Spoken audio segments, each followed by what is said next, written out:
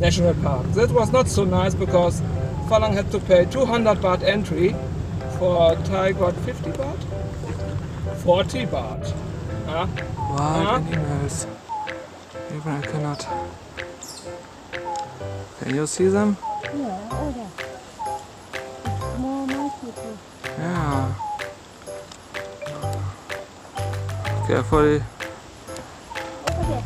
Yeah, I see it, but I don't think I can get it on the cam. Especially not when it's focused on the back foreground. And what you got?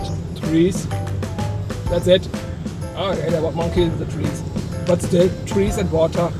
Because they had some national park beach there.